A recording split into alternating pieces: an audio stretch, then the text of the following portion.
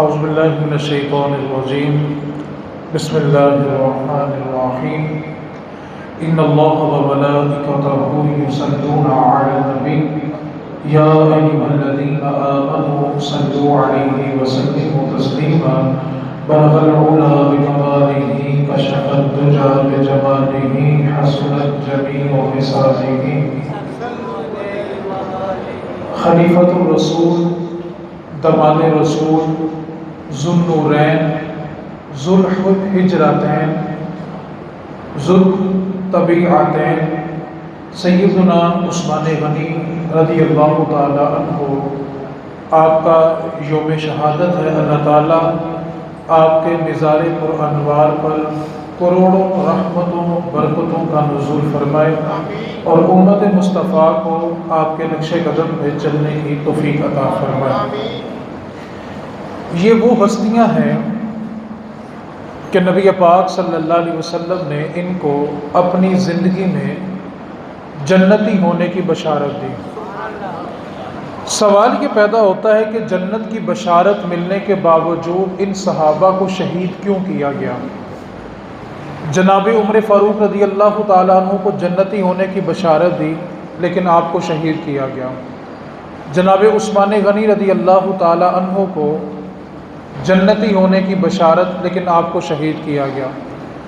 مولا علی شیر خدا رضی اللہ تعالیٰ عنہ، آپ کو جنتی ہونے کی بشارت لیکن آپ کو شہید کیا گیا۔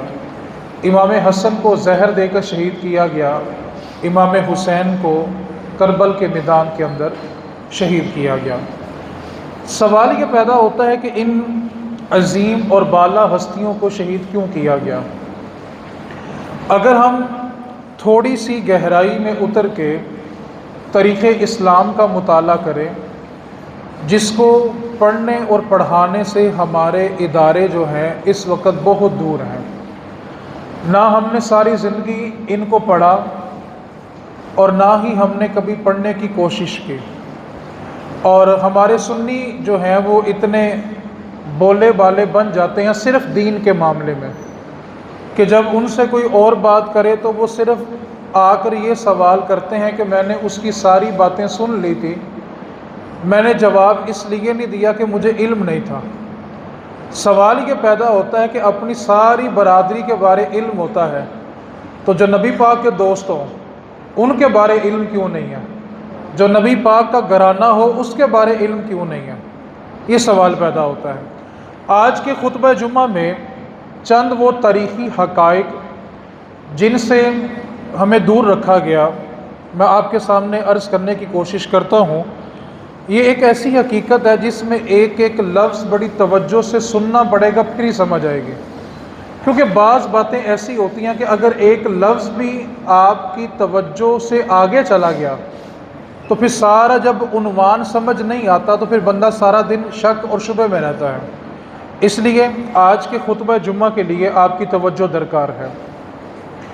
صحابہ کو شہید کیا گیا، کربلا کا میدان کیوں لگا، ان ساری باتوں کو سمجھیں، کیونکہ اگلا مہینہ ہمارے پاس محرم الحرام آنے والا ہے۔ تو جس طرح برسات کے موسم میں گٹر سے وہ گندے کیڑے نکلتے ہیں تو اسی طرح کچھ لوگ صحابہ کو بولنے کے لیے بھی محرم میں نکل آتے ہیں۔ تو آپ کو پتہ ہونا چاہیے کہ ہمارا عقیدہ کیا ہے اور دین اسلام ہمیں سکھاتا کیا ہے۔ نبی پاک صلی اللہ علیہ وسلم نے جب مدینہ المنورہ میں ہجرت کی، حضور مکے کو چھوڑتے ہیں اور مدینہ المنورہ تشریف لاتے ہیں۔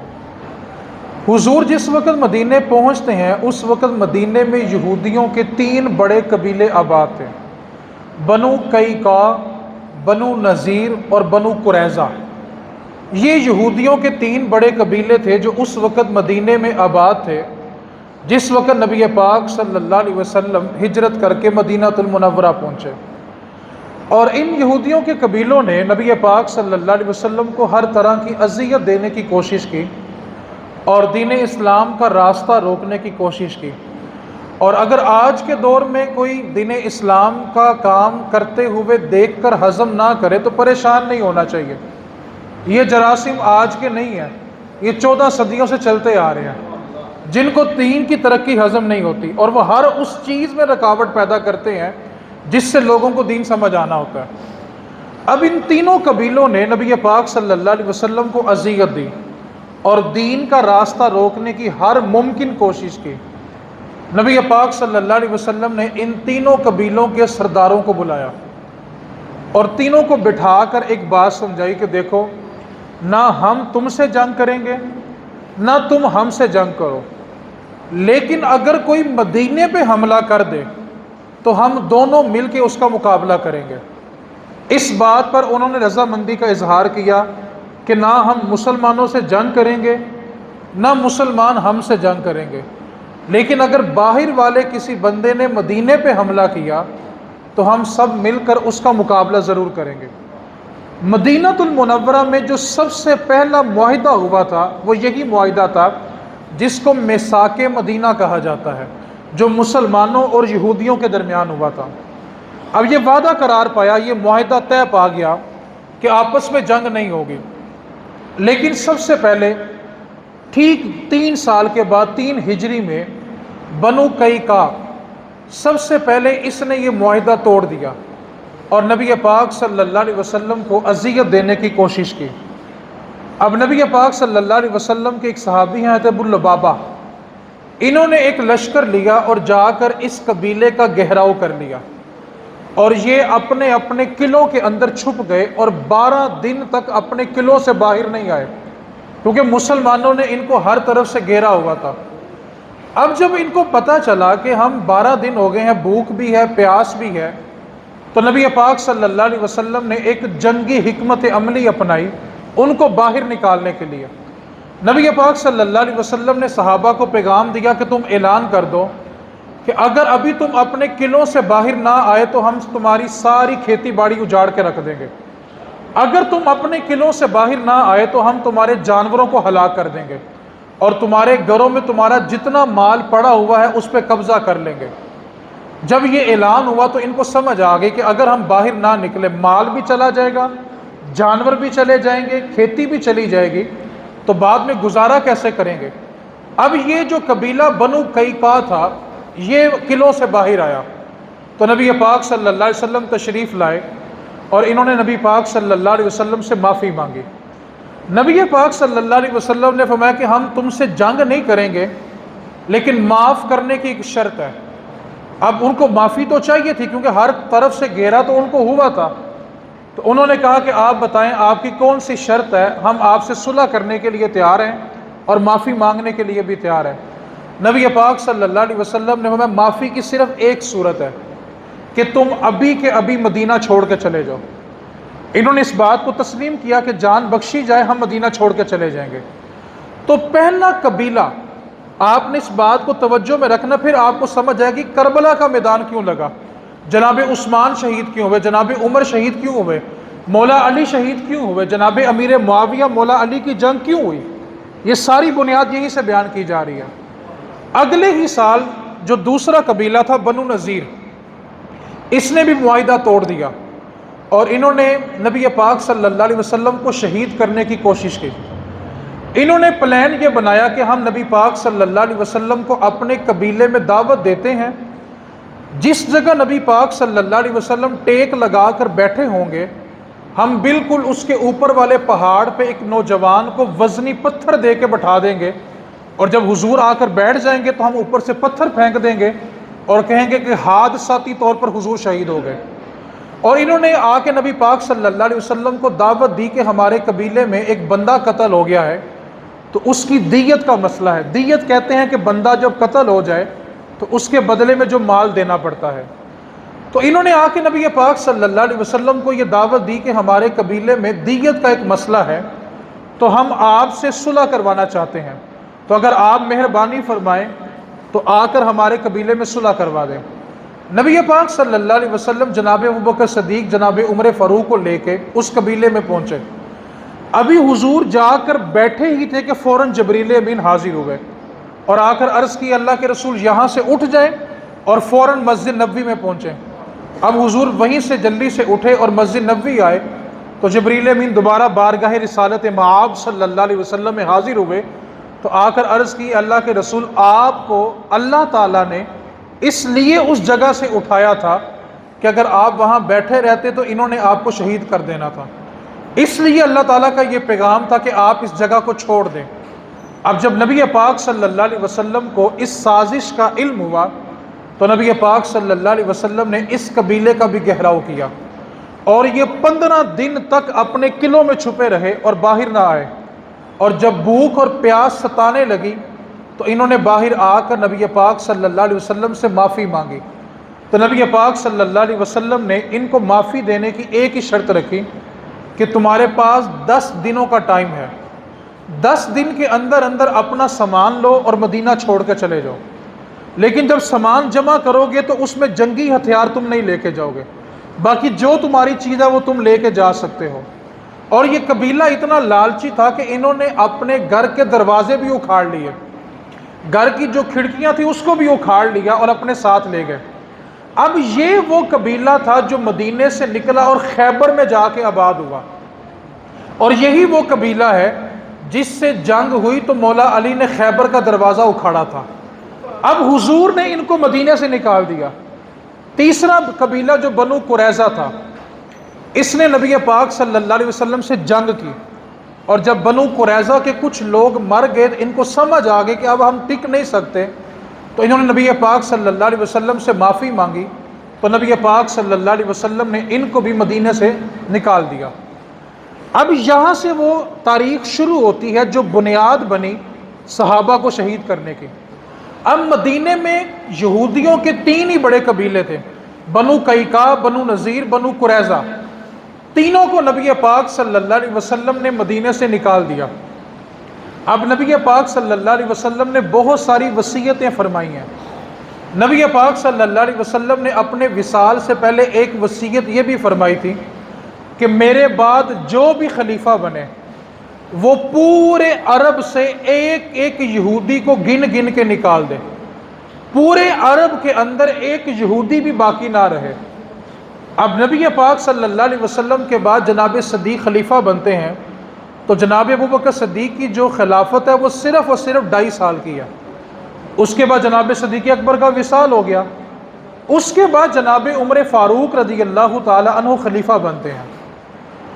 جناب عمر فاروق رضی اللہ تعالی عنہ نے نبی پاک کی اس وصیت پر عمل کیا کہ پورے عرب میں کوئی یہودی نہیں ہونا چاہیے۔ اب جناب عمر فاروق نے ایک ایک یہودی کو پوری جو عرب کی پٹی تھی، جیسے آج دبئی ہے، سعودیہ ہے، عمان ہے، مسقط ہے، کویت ہے، یہ پوری عرب کی پٹی ہے، جناب عمر فاروق رضی اللہ تعالی عنہ نے اپنے دور خلافت میں سب یہودیوں کو عرب کی پٹی سے نکال دیا۔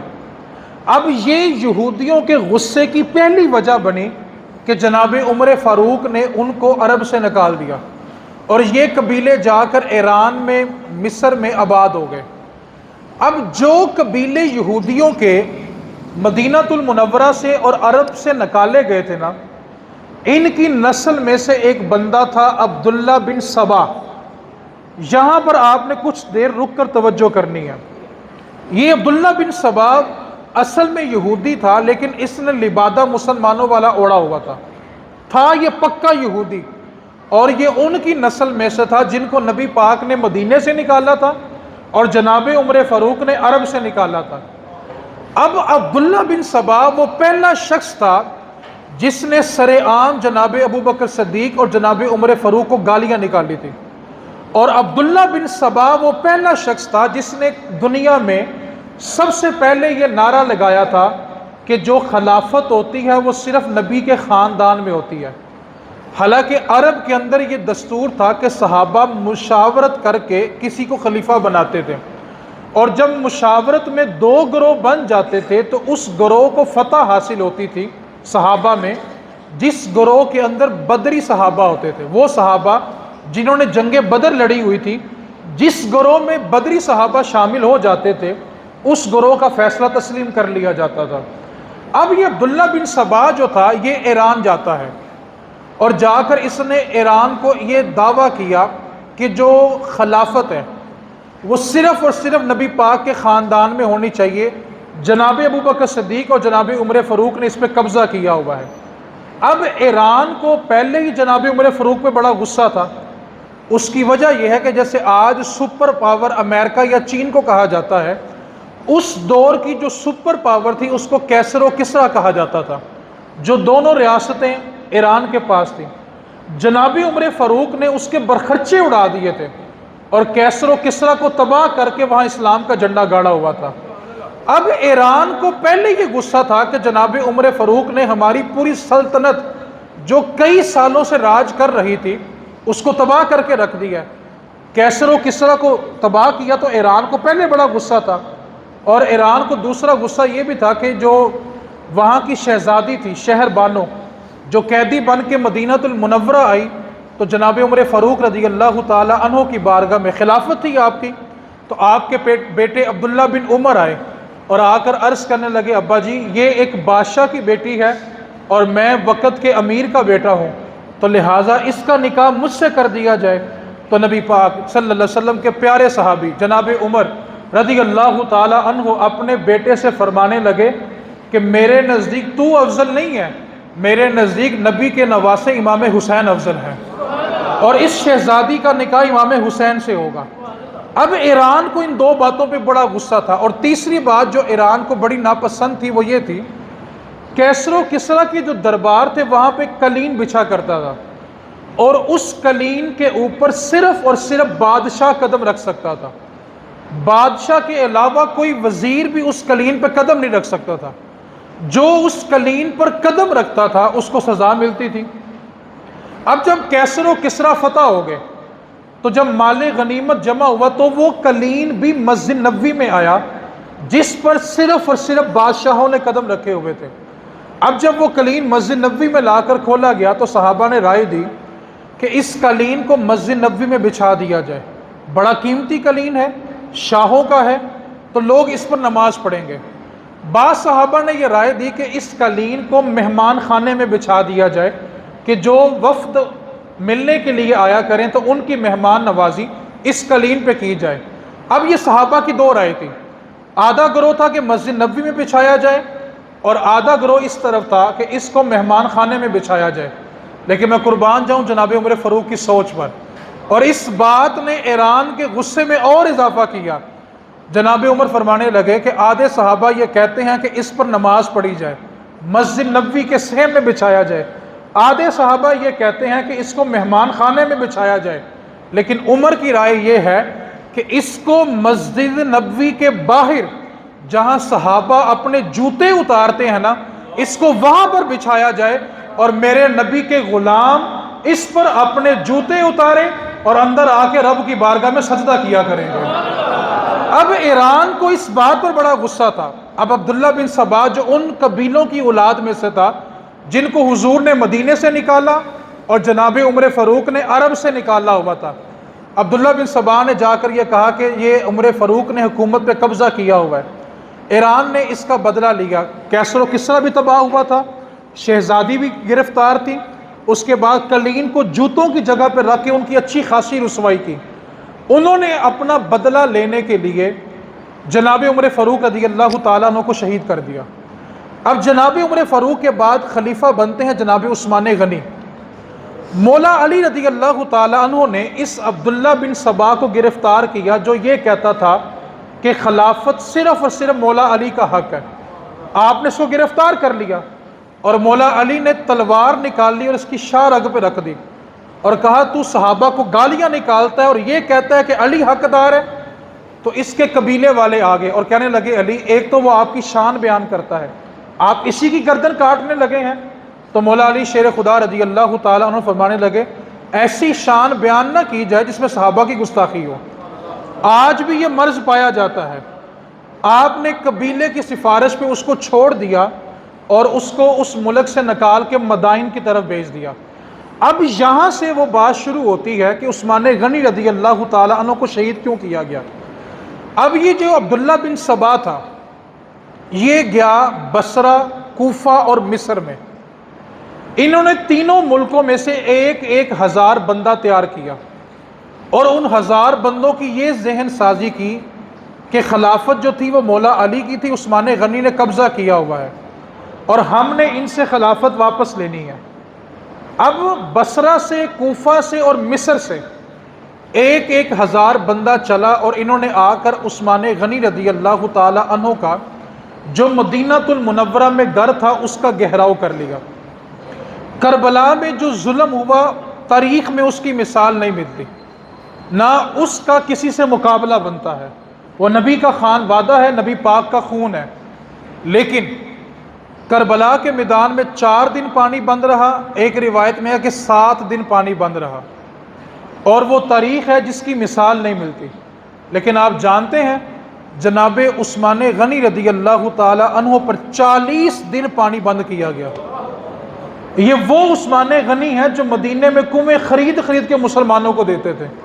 رسول کریم صلی اللہ علیہ وسلم نے فرمایا یہ یہودی ہے، بڑا مہنگا پانی بیچتا ہے، مدینے میں ایک ہی کنواں ہے جو میٹھے پانی کا ہے، سارے باقی کنویں کھارے پانی کے ہیں، تو جو یہودی سے یہ کنواں خریدے گا نا، میں محمد مصطفیٰ جنت کی بشارت دیتا ہوں۔ اب وہ جو کنواں تھا اس کی قیمت تھی 500 دینار یا 700 دینار۔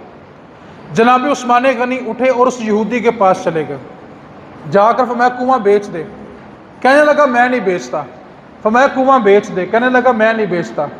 جناب عثمان غنی رضی اللہ تعالی عنہ نے اس سے فرمایا کہ جو قیمت تو مانگے گا نا میں وہی قیمت تمہیں دوں گا، کنواں بیچ دے۔ اب وہ یہودی سوچنے لگا کہ عثمان وہ تاجر ہے کہ مکے کے بڑے بڑے سردار بھی جب تجارت کی مثال دیتے ہیں نا تو مثال عثمان غنی کی آتی ہے، اور عثمان غنی نے کبھی تجارت میں نقصان نہیں اٹھایا، اور آج یہ کہہ رہا ہے کہ منہ مانگی قیمت دوں گا، اور عثمان گھاٹے کا سودا کرتا نہیں ہے۔ اب وہ قیمت تھی 500 دینار یا 700 دینار، یہودی نے قیمت مانگی 3000 دینار، اور ساتھ ایک اور شرط رکھی، کہا کہ ایک دن مالک تم ہوگے، ایک دن مالک میں ہوں گا، اور 3000 دینار میں یہ کنواں بیچوں گا۔ جناب عثمان غنی رضی اللہ تعالی عنہ نے اسی وقت 3000 دینار نکالا، اس کے ہاتھ میں رکھا، کنویں کی ملکیت لے لی۔ کہنے لگا عثمان رکو، میں نے ہمیشہ تجارت میں مثالیں تمہاری سنی ہیں کہ عثمان گھاٹے کا سودا نہیں کرتا، لیکن آج عثمان غنی کو کیا ہوا کہ 500 یا 700 والی چیز وہ 3000 میں خرید رہا ہے۔ تو جناب عثمان غنی رضی اللہ تعالی عنہ مسکرا پڑے، فرمایا سن، میں جانتا ہوں کہ اس کنویں کی قیمت 500 دینار تھی یا 700 دینار تھی، میں نے 3000 دینار میں اس کو خریدا ہے، تو میرے حواس قائم ہے۔ بات اصل میں یہ ہے کہ تو نے قیمت اپنی اوقات کے مطابق مانگی ہے، میرے سامنے کنویں کی قیمت نہیں تھی، میرے سامنے تو مصطفیٰ کا فرمان موجود تھا کہ جو کنواں خرید کے آئے گا جنت اسی کو عطا کی جائے گی۔ اور سن، تو نے اپنی اوقات دیکھ کر 3000 دینار مانگا، اور میں عثمان غنی اپنی جیب میں 40,000 دینار ڈال کے آیا تھا کہ اگر آج 40,000 دینار بھی دینے پڑے تو عثمان کنواں خرید کے لائے گا اور مصطفیٰ سے جنت لے کے واپس جائے گا۔ تو فرمایا بات یہ نہیں تھی، بات صرف مصطفیٰ کی تھی۔ اور جناب عثمان غنی رستے میں جا رہے تھے، ایک جگہ رک گئے، بیٹھے اور وضو کیا تو کھڑے ہو کے مسکرا پڑے۔ ارد گرد خدام تھے، خادم تھے، کہنے لگے حضور کیوں مسکرا پڑے؟ ہنسنے کی کوئی وجہ بھی نظر نہیں آ رہی، کوئی بات یاد آ گئی؟ فرمایا نہیں۔ کہا اتنا سنجیدہ بندہ، اتنا با حیا بندہ، اور بلا وجہ مسکرا پڑے، کوئی ہنسنے کی وجہ نظر نہیں آ رہی؟ تو جناب عثمان غنی رضی اللہ تعالی عنہ فرمانے لگے کوئی وجہ نہیں ہے، کوئی بات بھی یاد نہیں آئی، بس بات اتنی ہے کہ ایک دفعہ میں یہاں سے نبی پاک کے ساتھ گزرا تھا، نبی پاک نے اسی جگہ وضو کیا تھا، اور جب حضور وضو کر کے کھڑے ہو تو حضور مسکرا رہے تھے، اور میں صرف اس لیے مسکرایا کہ حضور مسکرا رہے تھے۔ میں فرض محبت ادا کر رہا ہوں، میں فرض محبت ادا کر رہا ہوں، یہ کسی کی ادا ہے جو ادا کر رہا ہوں، یہ تو بس حضور کی ادا ہے جو ہم نے ادا کرنی ہے۔ اب اس نے بصرہ، کوفہ اور مصر میں جا کے 1,000 بندہ مدینے بھیجا اور محاصرہ کر لیا گیا۔ آج جو صحابہ کے درمیان اختلاف بیان کرتے ہیں نا، بڑی توجہ سے بات سننی ہے۔ غازی عباس علمدار رضی اللہ تعالی عنہ کربلا میں آپ کا بہت اہم کردار ہے۔ جب آپ کے دونوں بازو کاٹ دیے گئے، جب آپ مشکیزہ پانی کا بھر کے لا رہے تھے، تو آپ کی وفاداری کی مثال قیامت تک دی جائے گی۔ لیکن جانتے ہو جب عثمان غنی رضی اللہ تعالی عنہ پر پانی بند کیا گیا تھا تو پانی کے مشکیزیں لانے والے کوئی اور نہیں، مولا علی خود تھے، اور مولا علی پر اتنے تیر برسائے گئے کہ مشکیزہ چھلنی ہو گیا تھا، اور ایک تیر مولا علی کے کندھے پہ لگا تھا اور خون کا فوارہ نکلا تھا۔ اس وقت مولا علی نے اپنی دستار اتار کے ہوا میں پھینک دی اور یہ آواز لگائی کہ عثمان غنی اپنے گھر سے دیکھ لینا، قیامت والے دن یہ نہ کہنا کہ میں مشکل میں تھا تو علی مدد کے لیے نہیں آیا تھا۔ اور ایک بات کو اور یاد رکھیں، جس وقت عثمان غنی رضی اللہ تعالی عنہ کے گھر کا محاصرہ کیا گیا تھا اس وقت آپ کے دروازے پہ پہرا دینے والا، ننگی تلواریں لے کے کھڑا ہونے والا کوئی اور نہیں تھا، وہ نبی پاک کا خون تھا جس کو امام حسن اور حسین کہا جاتا ہے۔ آج لوگوں کو کیا ہو گیا، یہ ذرا سی مینڈکوں کی باتیں سن سن کے صحابہ کے بارے بدگمان ہو گئے۔ ایک بات کو یاد رکھیں، جناب عثمان غنی رضی اللہ تعالی عنہ کے بارے بدگمان ہونا، اس کا مطلب یہ ہے کہ قرآن پر اعتراض کرنا۔ کیوں؟ آج جو قرآن کتاب کی شکل میں ہمارے پاس موجود ہے نا، اس قرآن کو کتاب بنانے والی ہستی کا نام عثمان غنی ہے۔ جناب عثمان غنی کے دور سے پہلے قرآن کتاب کی شکل میں نہیں تھا۔ سب سے پہلے قرآن کو جو کتاب کی شکل آج ہم دیکھتے ہیں یہ جناب عثمان غنی نے دی تھی۔ آپ مجھے بتائیں، جو بندہ جناب عثمان غنی کے بارے میں بد عقیدہ ہو جائے، ان کے بارے میں زبانیں دراز کر بیٹھے، اس کا قرآن پر کتنا اعتماد ہوگا؟ اس واسطے ان ہستیوں کے بارے میں محتاط رہے۔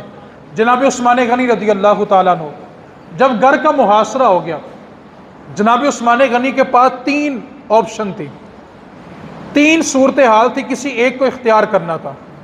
سب سے پہلی صورتحال یہ تھی، آپشن یہ تھی کہ جناب عثمان غنی خلافت کو چھوڑ دیں اور ہاتھوں کو اٹھا دیں اور خلافت ان باغیوں کو دے دیں۔ دوسری آپشن یہ تھی کہ جناب عثمان غنی رضی اللہ تعالیٰ عنہ ان کے ساتھ جنگ کرے، اور تیسری آپشن یہ تھی کہ جناب عثمان غنی شہادت کو قبول کر لے۔ اب جو پہلی آپشن تھی کہ آپ خلافت کو چھوڑ دیں، تو آپ نے خلافت چھوڑی کیوں نہیں؟ کیونکہ رسول کریم صلی اللہ علیہ وسلم نے فرمایا تھا عثمان ایک وقت ایسا آئے گا اللہ تمہیں ایک قمیض عطا کرے گا اور لوگ تم سے چھیننا چاہیں گے، تم نے قمیض ان کو نہیں دینی۔ وہ قمیض سلطنت کی قمیض تھی، وہ حکومت کی قمیض تھی، اور نبی پاک صلی اللہ علیہ وسلم نے قمیض دینے سے منع فرمایا تھا۔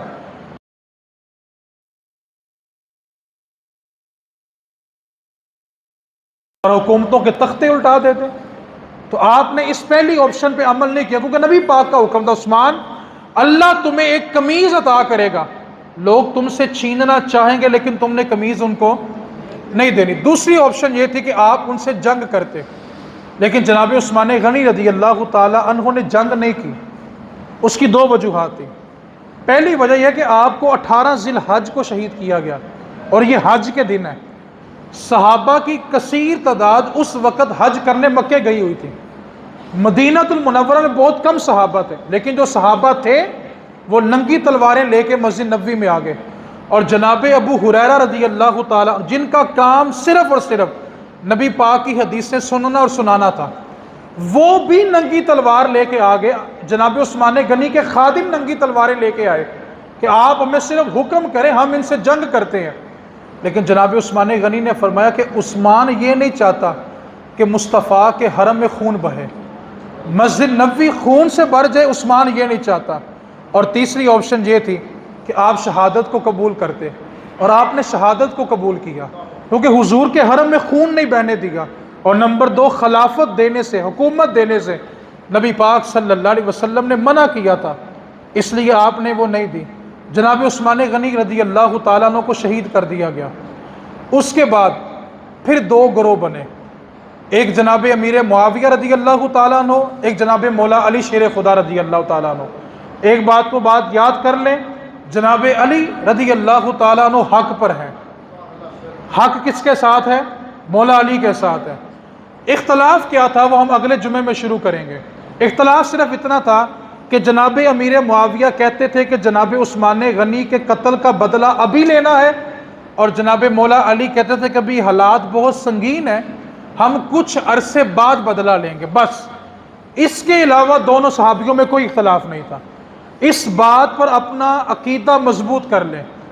امام حسن نے امیر معاویہ رضی اللہ تعالی عنہ سے صلح کر لی ہے۔ ہمارا یہ عقیدہ ہے جس سے امام حسن صلح کر لے ہماری اس سے کوئی جنگ نہیں، اور جو حسین کو شہید کر دے اس سے کبھی صلح نہیں ہو سکتی۔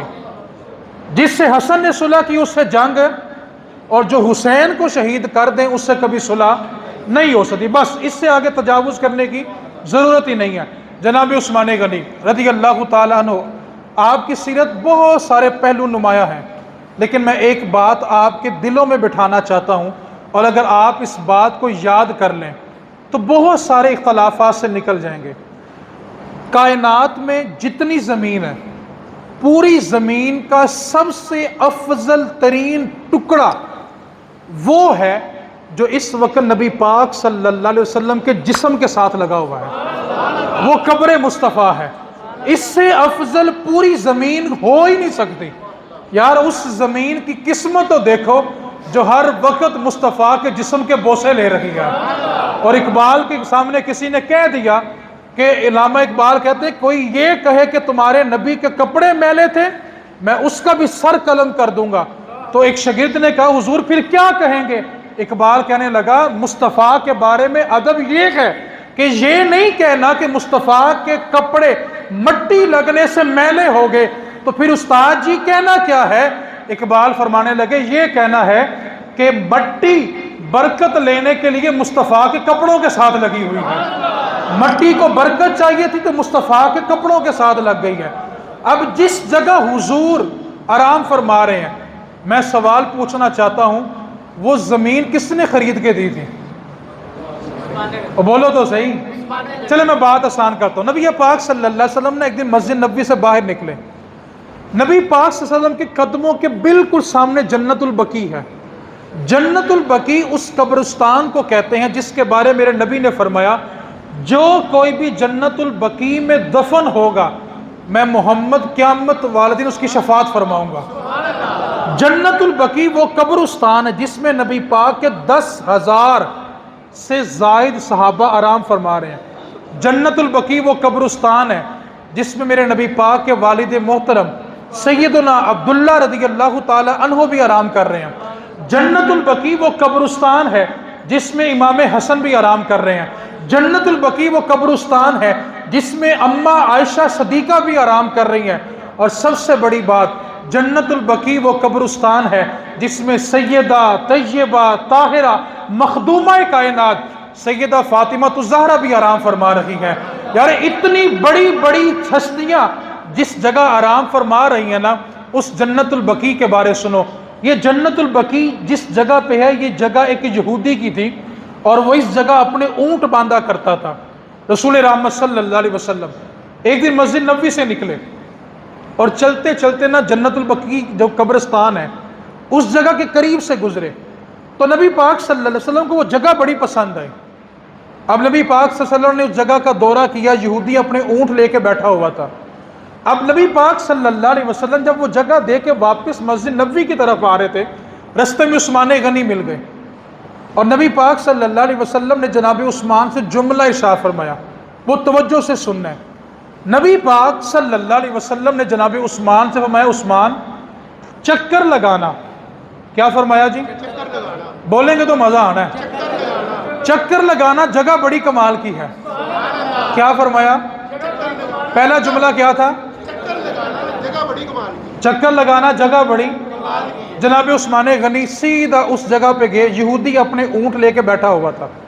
جناب عثمان غنی رضی اللہ تعالی عنہ نے اس یہودی کے ساتھ جا کے جگہ کا سودا ہی کر لیا، جگہ خریدی اور مسجد نبوی میں آ گئے، اور آ کر حضور کے قدموں میں بیٹھ گئے اور عرض کرنے لگے آقا وہ جو جگہ تھی نا میں وہ خرید آیا ہوں۔ تو نبی پاک صلی اللہ علیہ وسلم فرمانے لگے عثمان میں نے تو کہا تھا چکر لگانا، عرض کی آقا آپ نے یہ بھی تو کہا تھا جگہ بڑی کمال کی ہے۔ تو جو میرے نبی کو پسند آیا عثمان خرید کے بھی آ گیا ہے۔ یار آج جہاں نبی پاک کی اولاد، نبی پاک کی ازواج، نبی پاک کے والد گرامی اور نبی پاک کی دائی حلیمہ وہ بھی جنت البقیع میں آرام فرما رہی ہیں۔ یہ ساری کی ساری جگہ دینے والی ہستی کا نام عثمان غنی ہے، اور خود حضور جہاں آرام فرما رہے ہیں وہ مسجد نبوی کی جگہ خرید کے دینے والے بھی عثمان غنی ہیں۔ یار اس سے بڑا اور کیا شرف چاہیے؟ اس واسطے ان ہستیوں کے بارے کبھی شک میں نہیں پڑنا۔ آج پوری دنیا کے اندر قرآن پاک کی عظمت اور تعظیم کے لیے احتجاج بھی ہو رہے ہیں، تقاریر بھی ہو رہے ہیں، خطبات جمعہ بھی ہو رہے ہیں، تقاریر بھی ہو رہے ہیں، لیکن میں یہ کہنا چاہتا ہوں کہ اس قرآن کو جمع کرنے والی ہستی کا نام بھی عثمان غنی ہے۔ اس واسطے اس قرآن سے اور قرآن جمع کرنے والوں سے اور جن پر قرآن نازل ہوا ان سے پیار کرو۔ آخری عقیدے کی بات کر کے میں گفتگو مکمل کر رہا ہوں۔ اگر اس مثال کو سمجھ لیں تو عقیدہ بڑی دیر تک مضبوط رہے گا۔ جناب عثمان غنی کا لقب ہے ذو النورین۔ کیا لقب ہے جی؟ دو نور والا، نور کی سرکار سے پایا دو شالہ نور کا، نور کی سرکار سے پایا دو شالہ نور کا، ہو مبارک تجھ کو ذو النورین جوڑا نور کا۔ نبی پاک صلی اللہ علیہ وسلم سے لے کے آدم علیہ السلام تک کسی نبی کی دو بیٹیاں ایک شخص کے نکاح میں نہیں آئی سوائے عثمان غنی کے۔ پوری دنیا میں یہ اعزاز صرف عثمان غنی رضی اللہ تعالی عنہ کو حاصل ہے کہ آپ کے نکاح میں نبی پاک کی دو صاحبزادیاں یکے بعد دیگرے آئی ہیں۔ اس کے علاوہ کائنات میں یہ اعزاز کسی کو حاصل نہیں ہے سوائے عثمان غنی کے۔ اچھا، دو بیٹیاں نبی پاک کی عثمان غنی کے نکاح میں آئی تو آپ کا لقب کیا ہے؟ ذو النورین، دو، پھر بولیں، اور یہی تو ہمارا عقیدہ، بولو تو صحیح ذرا، کیا فرمایا؟ دو۔ عثمان غنی نور والے کیوں ہو گئے؟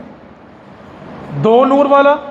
تو سب ایک ہی جواب دیتے ہیں کہ ان کے نکاح میں نبی پاک کی دو بیٹیاں، دو صاحبزادیاں آئی تو وہ ذو النورین، دو نور والے بنے۔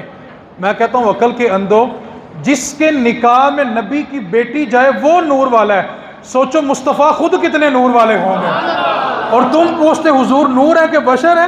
اور جس کے نکاح میں نبی پاک کی بیٹیاں چلی جائیں اللہ تو ان کو نور والا کر دیتا ہے، سوچو جس کی بیٹیاں خود کتنے نور والا بن کے آیا ہوگا۔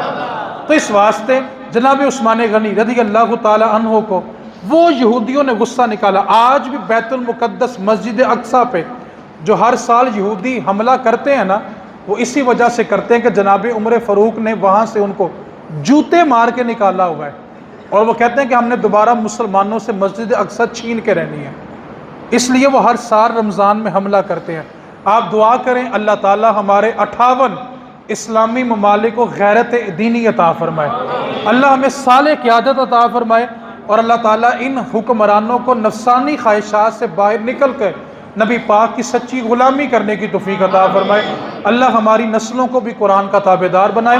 وما علینا الا البلاغ المبین۔